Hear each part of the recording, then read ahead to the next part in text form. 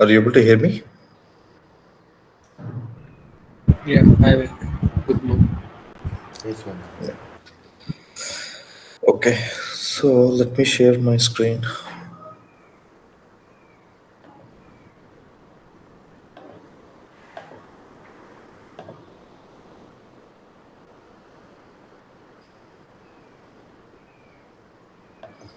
Hope you are able to see my screen.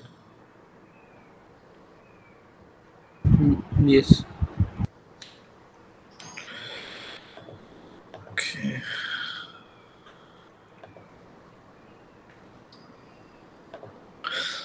yeah. So today we will see the same SQL Python database connectivity, but our today's session will be a little bit different compared to yesterday's session. So yesterday we have seen how to actually establish a connection and how to execute the queries in terms of DDL statements, right? So if we want to create a table, if we want to insert a table, insert a record into a table, if we want to update a record into a table, if we want to delete records from a table, then we can actually use our yesterday's way of doing things, right?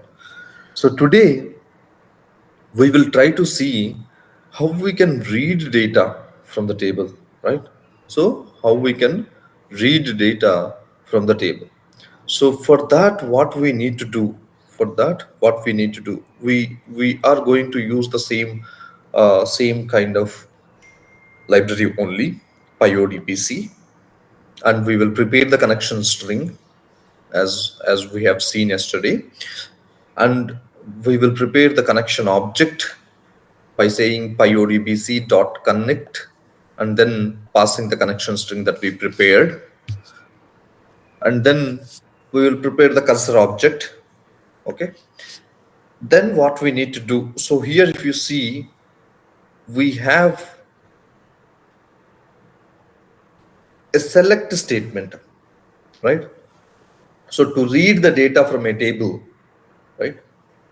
So what is the statement that we will use? We will use the select statement,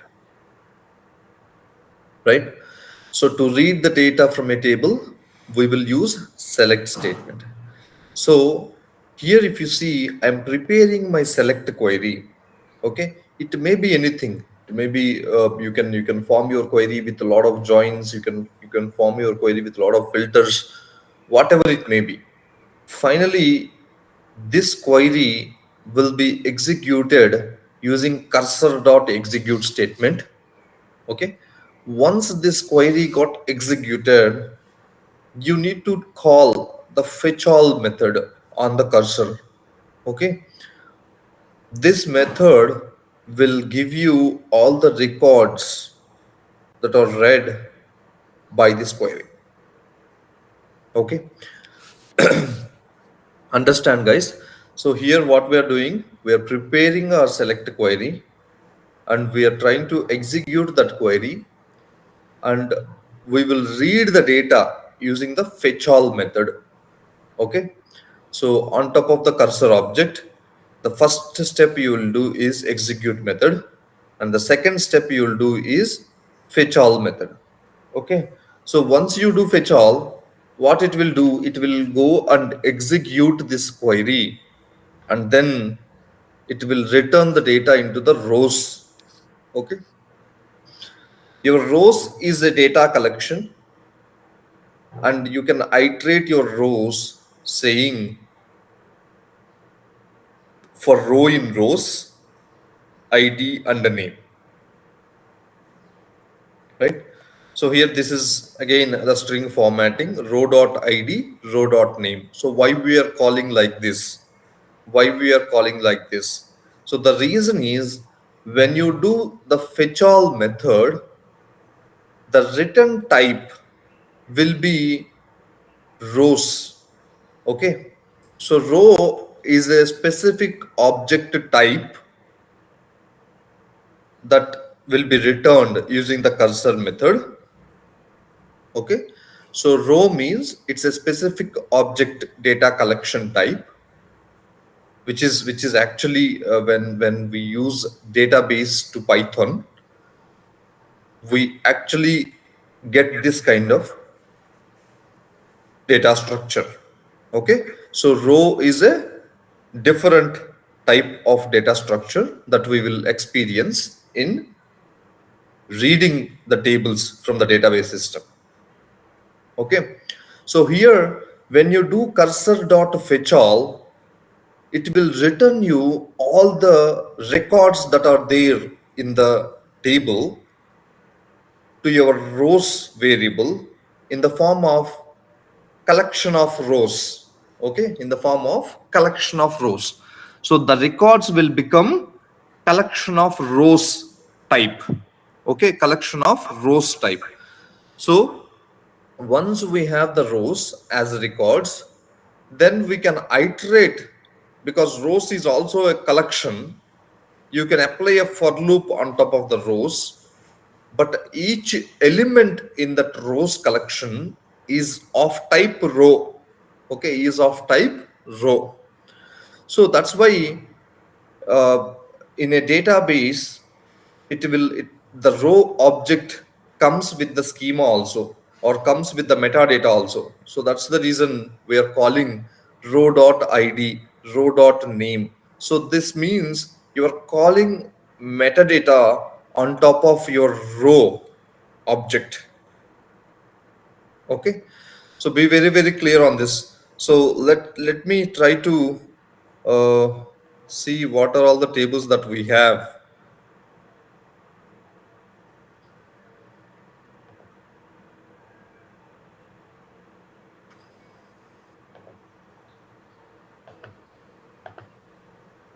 Okay, here if you see, I have employee emp underscore odbc database table.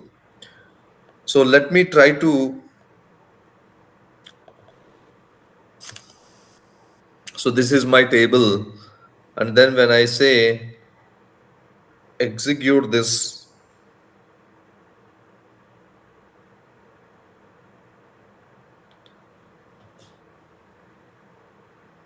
emp underscore odbc, and I have id and name. Okay.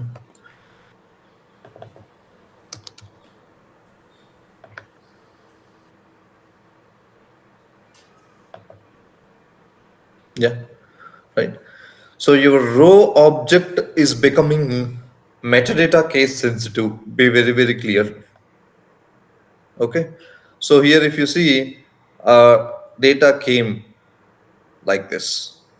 So how you will do processing from here, it's your a choice, guys. So it depends on your business requirement. Once you read the data from the database table, if you want to do further transformations, or if you want to add any kind of new data to it, right? Or if you want to do some cleaning to it, it's depends on your requirement. Okay, once you have read the data, then do the operations according to the requirement. It may be cleaning, or it may be adding the new data, or it may be joining with other data sets, right? So whatever it is, then write it to the destination path. So that is something that you will do in the Python program. So especially when we are developing Python applications in the real-time projects, so we read the data from the database table. Okay, we read the data from the database table. Majority of the times we read the data, but it is very rare that we apply DDL statements on top of a table. It is very rare we write Python applications to execute DDL applications on top of a table. So the DDL applications will be different, because those applications are needed for API developers. Be very very clear, application program interface developers. So those will be using these DDL statements in the Python code. But we as data engineers, we already have a data source. We already have data tables that will be populating from the web application, right? And what our job is, we need to go and pick those data from the database and process it, or clean it, or add some other data sets, and then write it to the destinations. So this is our job, right? So to do that, majority of the times we do data reading from the database tables. Okay, so when you're reading the data with the pyodbc alone, by using the pyodbc library, this is how we will read the data. But when we do programs in real time projects, it is very important to analyze the performance of your Python program also. Okay. So let us take an example. You have written this similar code and you have deployed it in the production. Okay. Now your table have 100 million records, or 2 million records, or 200 million records. In that case, your for loop will take a lot of time to sequentially iterate the records and then process it. Okay, so that scenarios, the high performant code will will help you to develop the performance oriented Python applications. So here what I'm trying to say is, not all the times this particular for loop based code will work. I mean, row by row based code will work. You need to tweak your code little bit. If you're directly reading the data from a database table, it is always good to read it into a pandas data frame instead of a rows data collection. Okay, so when you read it into a pandas data frame, your pandas data frame is high performant data collection object. Be very very clear. It stores in RAM. Okay, it stores in RAM. The data frame object in pandas is very very high performant data collection. It stores in RAM, and you can also apply all the inbuilt data processing techniques or data processing functions on top of a pandas data frame. It is pretty much easy. As like SQL, we can apply all the transformations on the pandas data frame. Okay, so what kind of transformations we do? We can already do the transformations in the database I side. can't hear anything. Is it for me only, or others also facing the same kind of issue? Are you able to hear me now? Yes, I can hear now. It's clear Okay. now. We can hear. We don't have any issue. Okay. Okay. So maybe some audio glitch at your side. Sorry. Okay. Okay. So let's move on. Fine. So here, so your pandas data frame. So let us take an example. I have a use case wherein I have an external JSON file. Okay, so that is coming from a different source, and I have a database table. Okay, and I want to write a Python application to read the data from a database table and read the JSON file. Okay, and apply lot of conditions, derive lot many new columns, process these two data sets and join them, and then write the data into some other location. It may be a different table in a different database, or it may be any cloud platform, or it may be any kind of a Windows location also. Okay, so if you get this kind of requirements, right, so it is very important to understand how to read the data from a database or from a different source as well, right? So the JSON file based processing we have already seen, right? So in the file handling in Python. So here, if you see how we actually read the data from a SQL table using the SQL Alchemy. So this is a new package that can be utilized to read the data from the SQL table to pandas data frame. Okay, so now let us see how we can do that. So here we are using two libraries. One is pandas, another one is SQL Alchemy. So this is a new library that we'll use apart from PyODBC. Okay, so PyODBC is also useful, guys. But if you want to read your data into a pandas data frame directly, then you can use SQL Alchemy.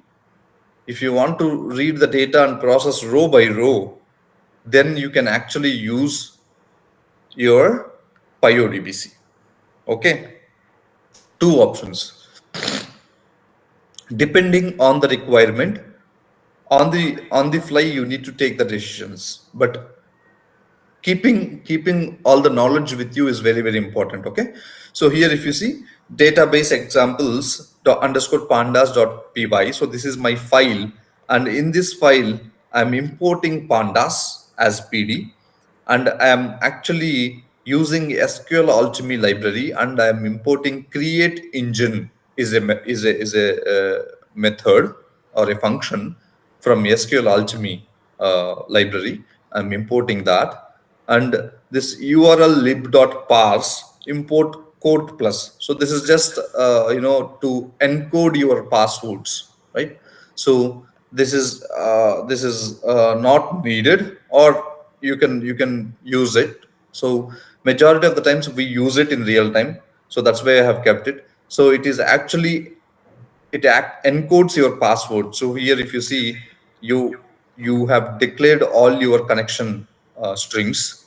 One is username, password, server, database. So these are our connection strings, right? So then I'm encoding my password. Okay, so because the SQL Alchemy will take only the encoded passwords because of the security reasons, right? So that is the reason I'm actually using the encoded password. Okay, you can do that, or you can read from a file, encoded file, that is also fine. So here you need to form a connection string. Okay, here you need to form a connection string. So here what we are doing, we are forming a connection object by passing the connection string, right? So similar to this connection string, we need to form a connection string here. So here if you see MS SQL plus PyODBC, so your database owner plus PyODBC. So your SQL Alchemy is also internally utilizing the PyODBC. Be very, very clear on that. Okay. So, and then colon slash slash, you're forming a link. Actually it is a kind of a URL link. Okay, MS SQL plus PyODBC colon slash slash username colon password at the rate the server name slash database. Okay, and then colon driver. Okay, this is the connection string that you need to form in the SQL Alchemy process. So you already imported create engine function, and you are passing this connection string to that create engine function. Then your SQL Alchemy engine will get created. This is an object. Your engine object will get created. Okay, and you will prepare your select statement, and you'll say pd dot read SQL. Okay, so if you see pandas, right? So here pandas, import pandas as pd you have done, right? So your pd is a pandas object. So in the pandas object you have different inbuilt APIs that they have provided. If you want to read a CSV file, you can use read underscore CSV. If you want to use see Excel file, you have read Excel, right? If you want to read JSON, you have read JSON. So if you want to read ORC file, you can read ORC file. Okay. So if you want to read data from a RDBMS system like SQL Server, you can use read SQL query, right? So similarly, if you want to read from data from a BigQuery table, you can use read underscore GBQ, Google BigQuery, right? So it has inbuilt methods. You don't need to write anything to, especially to read. So what it needs is it needs only the query and the connection string. That's it. The engine that you created along with the connection string. So now your pandas will try to use this engine which we created using the SQL alchemy, and then it will go execute the query on top of a database table. It will read all the data, and then it will create a pandas data frame. It will return a pandas data frame. Okay, it will return a pandas data frame. Okay, so once we have the data frame, we can do our processing. We have already seen the pandas, right? So you can apply all the pandas related transformations on top of this data frame. Okay, so let me see.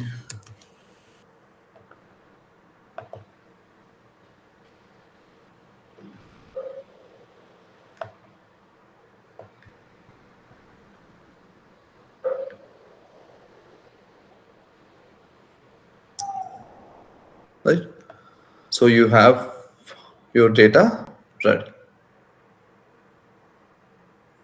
So this is how you'll read the data to a pandas data frame.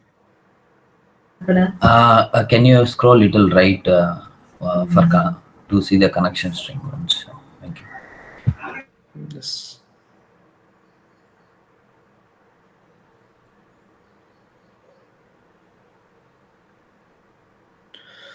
Any questions or queries in this? So we can read the data using PyODBC into the rows data collection also. When we do that, it will return the data collection of rows. Okay. But the data collection of rows, how we transform it further, we need to apply a for loop. Okay. But here, if you see, are you able to hear me, guys? Yes. Okay, so here in Pandas, we are trying to read all the records which are actually the output of our query to a Pandas data frame. That is the thing that we are doing here. So your Pandas data frame based data processing will will will be more performance oriented.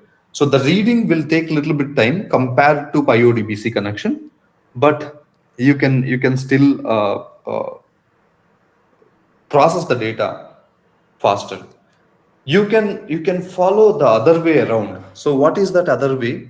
You can also convert these rows into pandas data frame. Okay, you can also convert these rows into pandas data frame. That is also possible. You try that. Okay, you guys try doing that. So you can as and when we read this rows object, we can convert that rows to pandas data frame. That is also possible. You explore that approach. We'll discuss tomorrow on that. Okay, so today we have seen two ways of data reading from a database table using the Python application. One is using the PyODBC, another one is using the Pandas or SQL alchemy way of doing things, right? So any questions or any queries in it in data reading?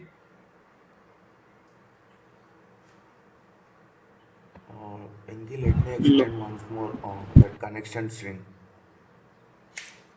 Where here? Define the connection string. Okay. So here you're not doing anything miracle, right? So here you have created a connection string variable. This variable is of string type. Okay, you're forming this string in a form, this MS SQL plus PyODBC. This is actually your database name. It's Microsoft SQL Server, and then you're saying PyODBC library using use PyODBC library internally. That's what you are guiding, and then you're saying colon slash slash. So this is actually a link that we are forming. So in database management systems, DBMS,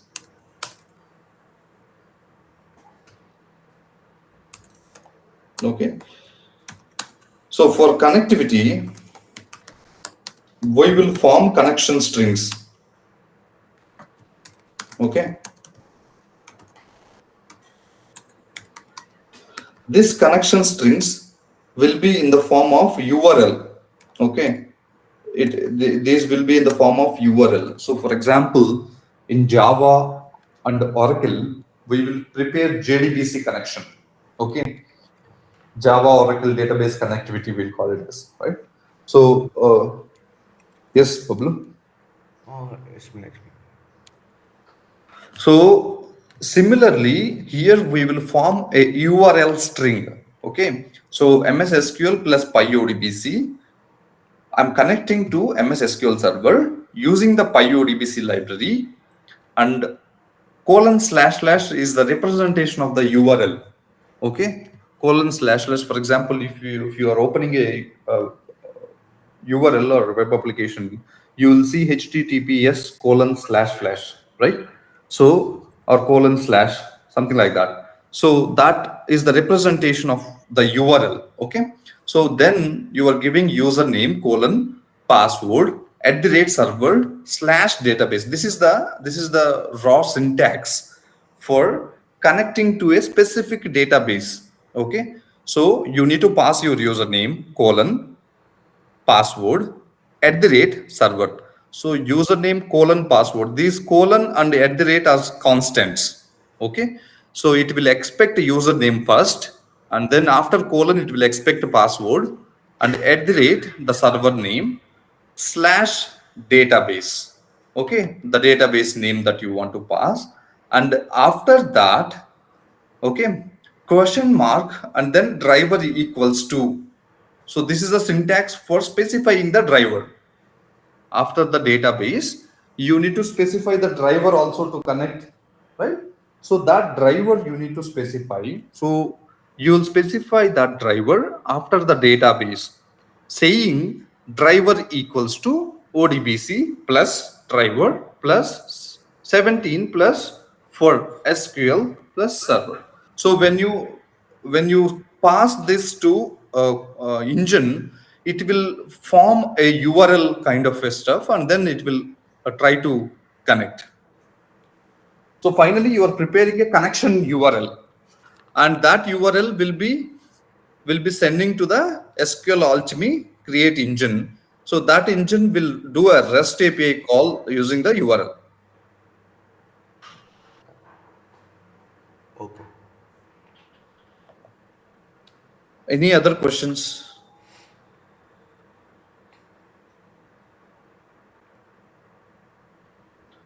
Any other questions? No. Okay. So here, I mean, by this example, so we know how to read the data to a Pandas data frame, and then apply processing, and also on top of a Pandas data frame, you can apply all the filter, joins, everything. You can, whatever the transformations, you can clean the data set. Whatever you can apply, but if it is on the same table, it's better to do most of the processing on the query itself. If there are multiple data sets involved, and if you need to do some kind of a joinings and all, then you can try to reduce the data when you are executing the queries. Do not use the select star from in real time. Be very, very clear. Okay, your select star from a table will return few millions of records. Okay, in that case, your data frame and will be too heavy to display or to load, right? So you need to understand the real-time scenarios. Majority of the times, we always pass with the date filter, where run date, something like that, equals to. So this is how we will execute queries in real time. Okay.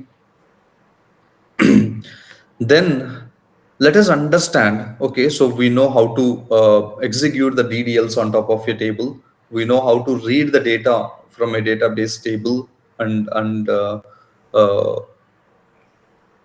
process it, right? And then once you processed, you can write it also, right? So we know how to write the data, right?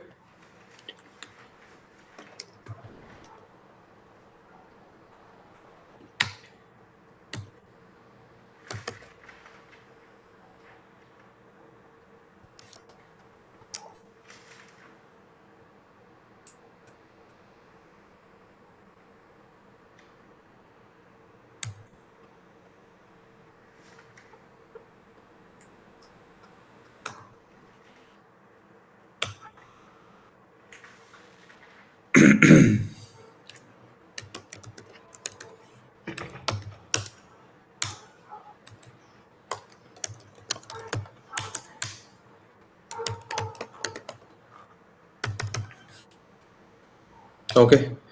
So this is how we will write the data. So we read the data from a SQL table, and then we created a pandas data frame out of it. And after creating the pandas data frame, we can process the data. Okay, we can do cleaning, we can do clean, we can do join, we can derive new columns based on conditions, right? So everything we can perform, and once after all the things got applied, then you can actually write the data to your location. Okay, you can write the data to your location. So this is how you will write the data to a CSV file. Okay, fine. So now we know how to read the data, but how to load the data into a table? This is also something that you need to know.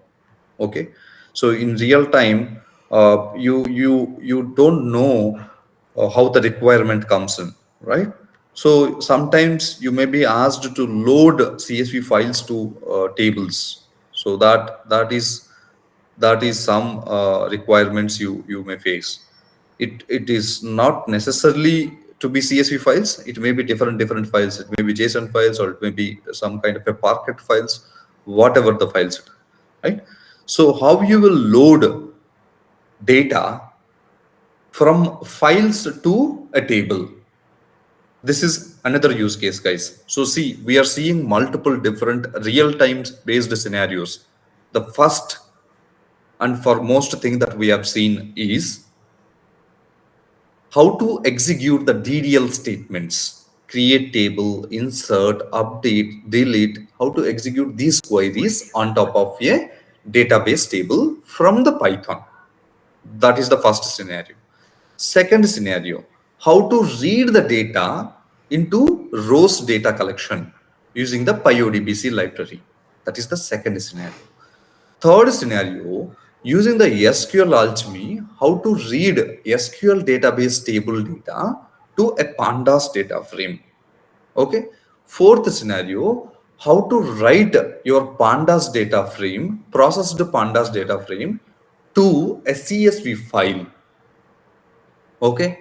Now, fifth scenario that we are seeing is how to load the data from a file. Okay. So this is also a very important requirement. in few cases, if you want to periodically load data from files that are coming in. It should be vice versa, guys. You will read the data from the table and you process it, and then you will load it into a different destination. And you will also read the files from the source. Sometimes your source teams will push the files. In that scenarios, you need to read the files into your application and load them into a database table. So this is another way of doing it. Okay.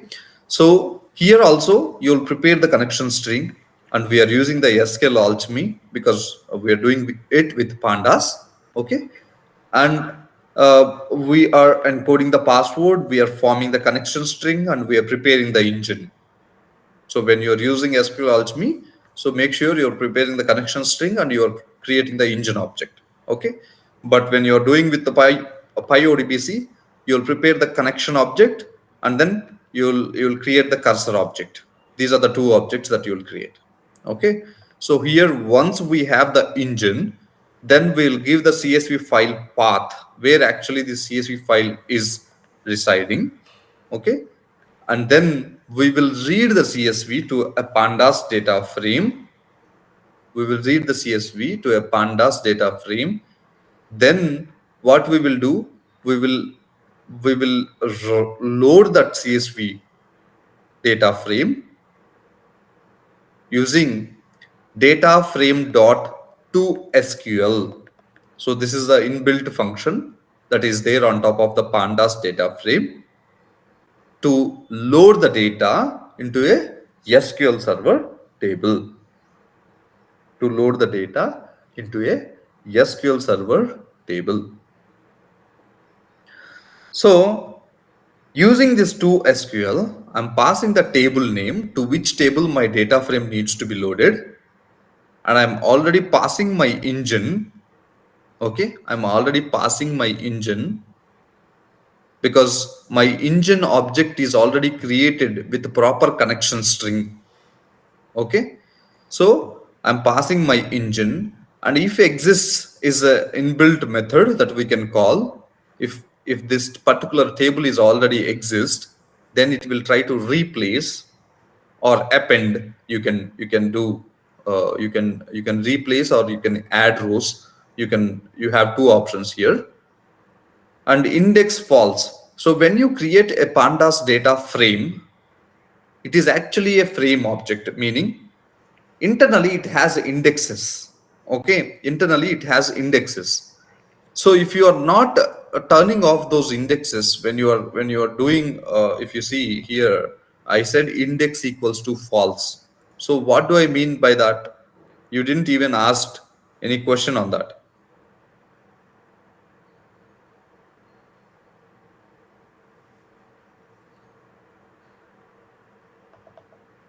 See here.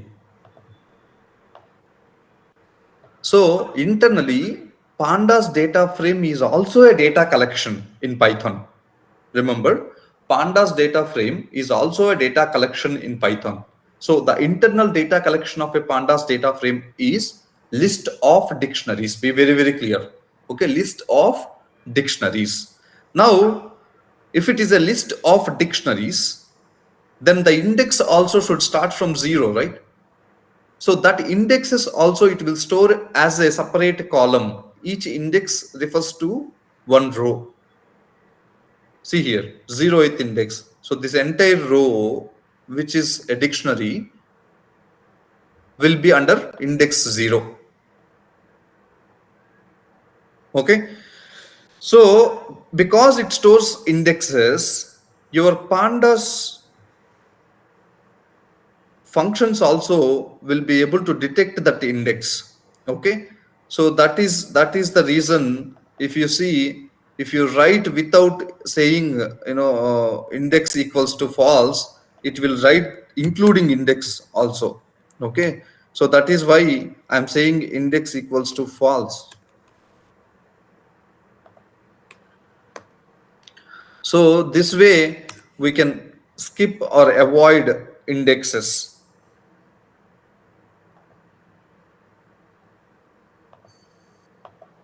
Okay, so that is why I'm actually using index equals to false here. I'm turning off the indexes when I'm loading my pandas data frame to the database table. Okay, so now it is clear, right? So how to load a CSV file to a pandas data frame. So if you see here, I have emp.csv, wherein I have these many records with me, and I'm loading that into emp underscore odbc table. Right now, I have only 2 records in my table. When I execute this particular program or this particular application, then it will try to, one second. So requested table not available. So this is the engine.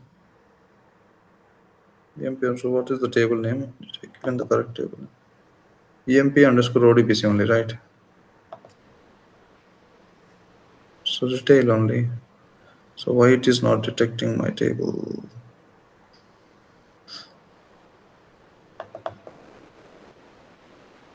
Okay, let us say EMP underscore test table.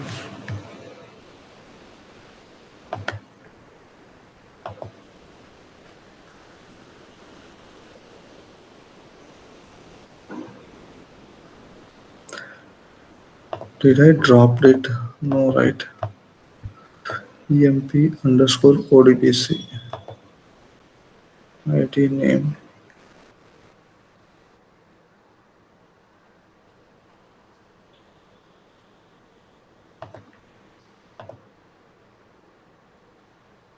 Okay. So here if you see, this table is created in this database.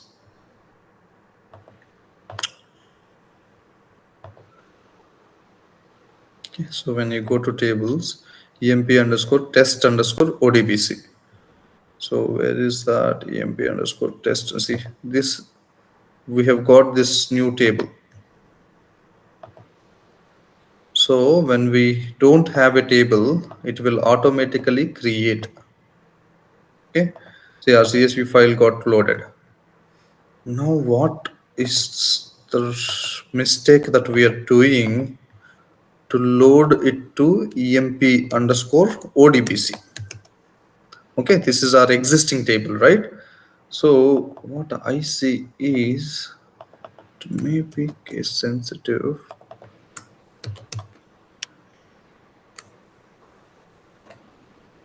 Okay, so let me try to run this.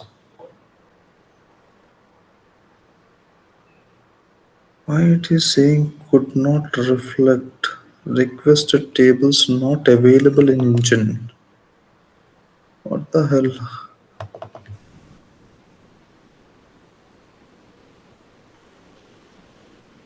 emp underscore odbc is my table name. I have pandas data frame. Let me check whether. Just try with exact table name, which is available in the SQL server. Copy it and then paste it over here. Maybe that will work. Let's see. I have the database. Okay.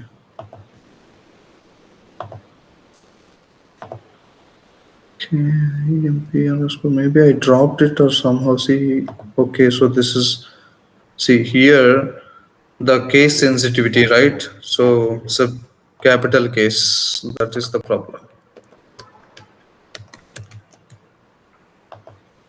Okay, fine. So now it will work without any issue.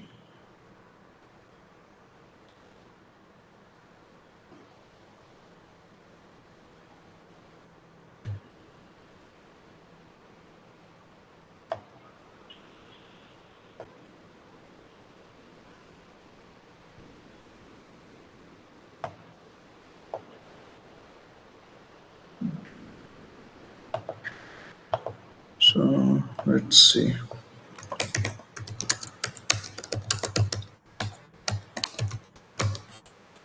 See, in your SQL server, it is actually case insensitive. See, if you are giving in small letters, also it will take.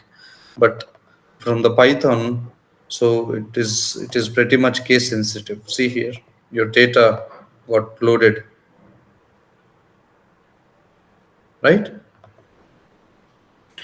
So if you observe this, it replaced my previous two records because I have given here as if exists replace.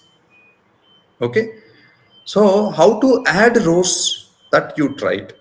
Okay, you try to keep the data into the table and try to append the data. So this option will replace the data. Okay, you try to see if you have any other options with if exists. Okay, so that you can add the data without replacing, right? So these are the things, guys. Finally, we came to an end of Python. Okay. So if you guys have any questions or any queries, you can ask on these concepts.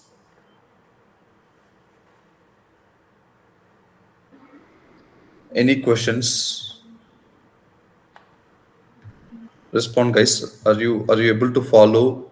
Are you able to understand what we are trying to do? Yes, nothing for now. Okay. So taking it as no questions. So this is the end of Python sessions, guys. So we have seen a lot many things in Python. We have experienced a lot many cases in Python. Okay. So I will give you couple of tasks today. Okay, on Python and database utility. Okay, so here if you see the first task, I have a database table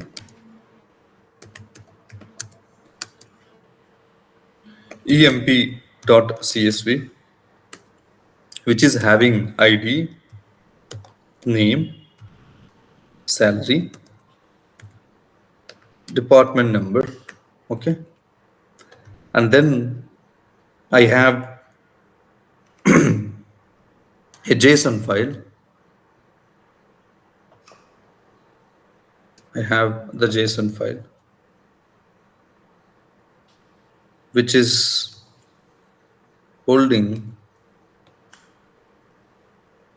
department number,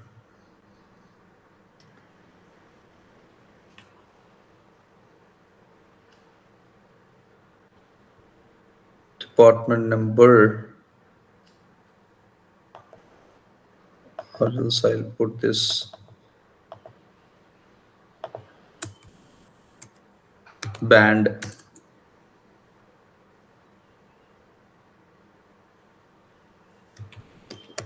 salary underscore range. What details I want to keep? Okay, so department number, if I keep, I have to keep multiple keys here, so it is not allowed in a JSON to have multiple keys.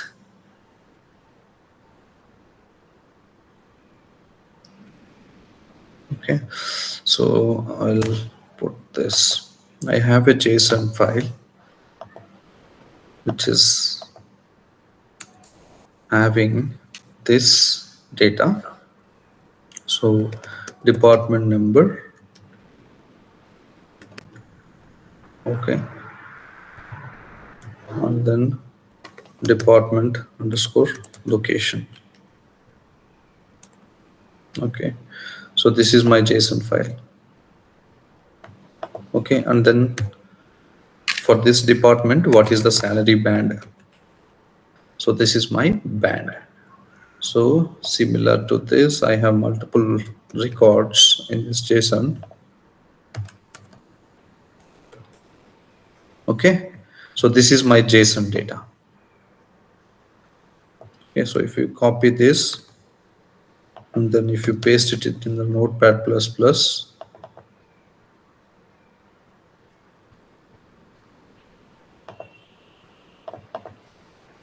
so if you go here, language, select JSON, paste it here. So for the department number 10, assume the location is Hyderabad.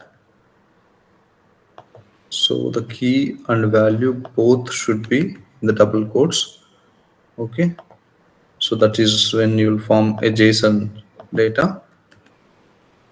So band A, and here department number 20, and department location is Bangalore, and it is band B, and department number 30, and department location is Chennai, and it is band 40, sorry, band C, and similarly another department. So this will become your JSON data.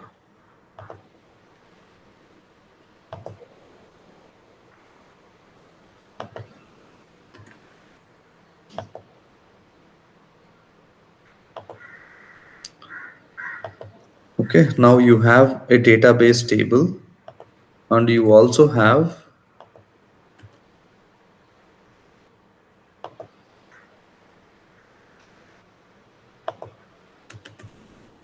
a database table, and you also have a JSON file like this. So two data sources you have. Okay, so two data sources you have.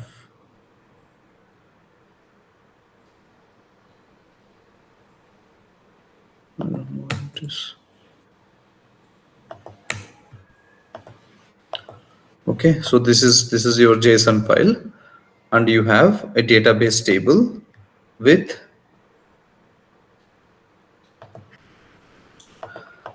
employee name, salary, and then department number. Okay, now write task 1, write a Python application. Okay, to get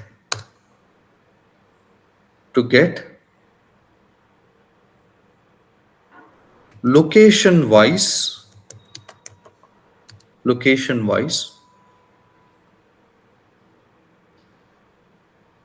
top salaried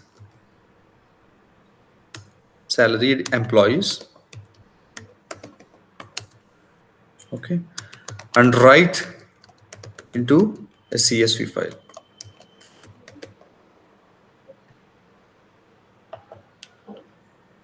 Guys, any questions in the first use case? Write a Python application to get location wise top salaried employees and write it into CSV file. Any queries?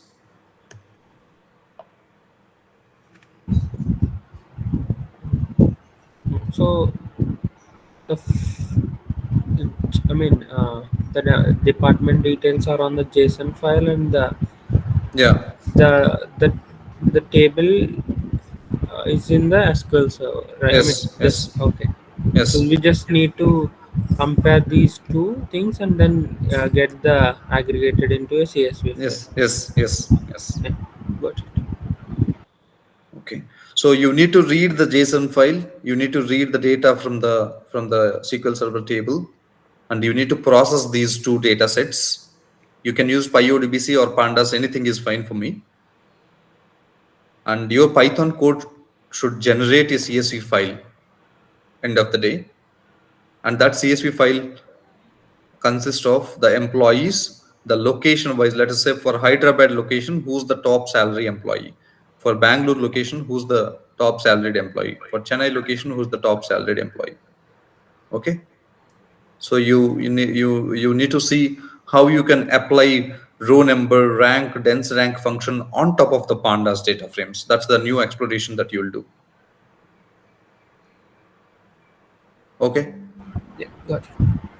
So This is the first task. Okay.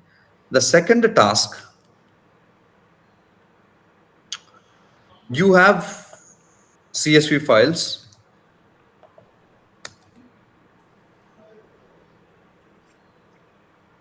Okay. And assume you have emp, emp dot CSV file.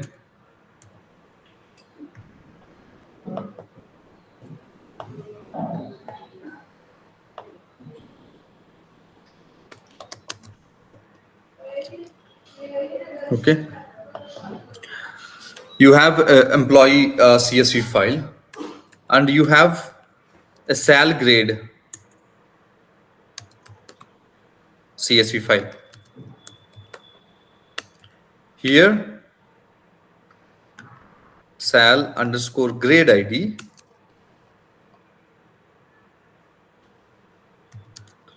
inbound outbound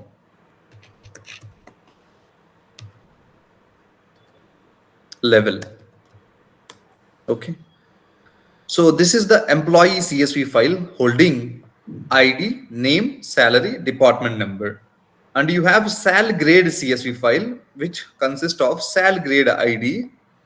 What is the inbound salary, outbound salary, and the level of the sal grade.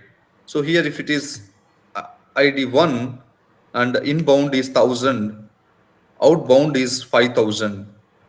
Okay. The employees who falls under this sal ranges will be having the level as E1. Okay. Similar to that, sal grade ID2, the inbound value is 6000 and then the outbound value is 10,000. So the employees who falls under between these two ranges will be having level E2. Okay. So like that, you need to prepare your data.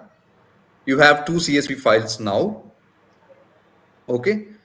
And you need to form a output data set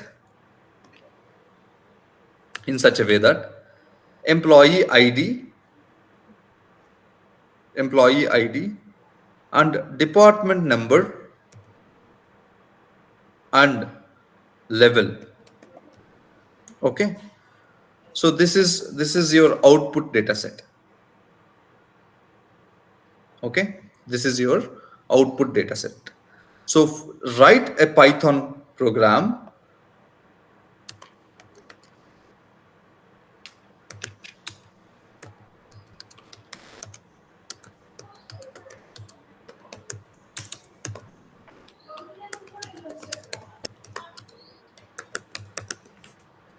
Okay. So you have employee CSV file and you have sal grade CSV file, and how you will derive this output data set. Okay.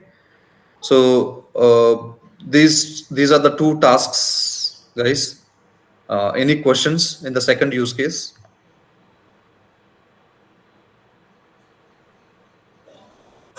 No.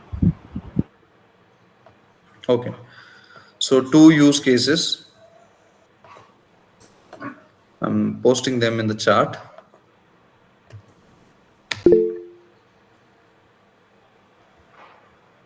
I think it didn't come out properly.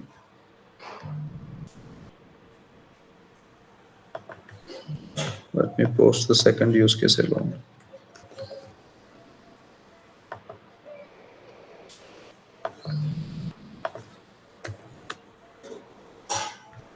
Okay. So these are the two tasks I'm expecting everybody to complete by tomorrow. People who did not started practicing at all. We have people who did not started, the basic level practice also. I request them to start up. Otherwise, going forward, it will be very difficult for you. We are entering into the cloud computing. Be very, very clear. We will be using all these concepts, all the SQL concepts, all the all the SQL concepts, all the Python concepts that we have done till now, we will be utilizing all these skill set in the cloud computing. Be very, very clear. People who did not practiced, please start up.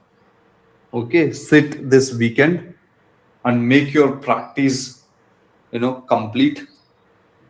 Okay, so otherwise it will be very difficult for you to catch up the cloud computing concepts, because everything is related to Python and SQL. Be very, very clear. Okay, so I request everybody to complete the practice. I really appreciate the people who are completing the practice on time, and people who did not completed any kind of a practice till now. So I request them to complete. Okay, so that is about our Python journey, guys. So we have successfully completed the Python sessions, and from tomorrow we will jump into the cloud computing concepts. Okay, so we will spend a couple of days in understanding the introduction to the cloud computing. What is cloud computing? Why we need cloud computing? What are the different cloud providers we have? So we will see that introduction first. Then we will spend a couple of more days to understand Google Cloud Platform introduction. So how actually Google Cloud Platform is different? So what are the internal things of Google Cloud Platform? So we will understand that. So cloud computing basics and Google Cloud Platform basics. So next week we'll be concentrating on these two things. Okay, and then we will try to jump into the Google Cloud Computing from the next week. Okay, so hardly we will take 2 more months from here. We almost spent nearly 2 months in discussing SQL and Python, because those are the core things that we need to learn. And from here, majority of the times it is almost the UI that you need to focus on. So you will be having web applications in the Google Cloud Console. You can travel towards those UI based operations.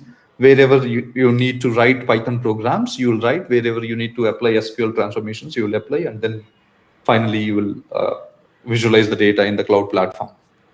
Okay, so this is something that I want to inform you. So we are starting our cloud journey from next week. Okay, any questions or any queries related to the curriculum?